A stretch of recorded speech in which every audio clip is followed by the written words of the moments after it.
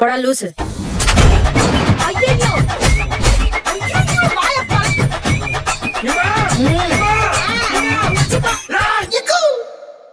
திமுக ஆட்சியில் தனது வீட்டிற்கே 12,500 ரூபாய் மின்கட்டணம் வருகிறது என்று அதிமுக பொதுச் செயலாளர் எடப்பாடி பழனிசாமி பேசியுள்ளார்.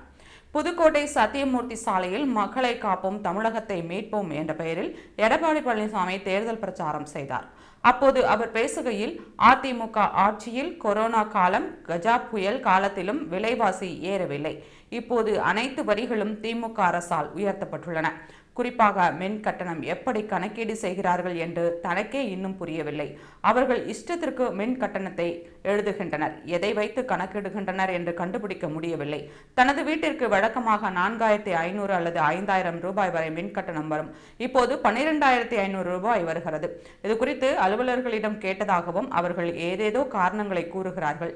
இப்படிப்பட்ட ஆட்சி தேவையா என்று எடப்பாடி பழனிசாமி கேள்வி எழுப்பினார். மேலும் அவர், திமுக ஆட்சி வந்த பின்னர் ஆண்டுதோறும் 5% என 3 முறை 15% உயர்த்தி இப்போது 67% மின் கட்டணத்தை உயர்த்தியுள்ளனர். இதனால் தமிழகத்திற்கு வரவேண்டிய தொழிற்சாலைகள் எல்லாம் பக்கத்து மாநிலங்களுக்கு சென்றுவிட்டன. இதே நிலை தொடர்ந்தால் படித்தவர்களுக்கு எப்படி வேலை கொடுக்க முடியும் என்று எடப்பாடி பழனிசாமி கேள்வி எழுப்பினார்.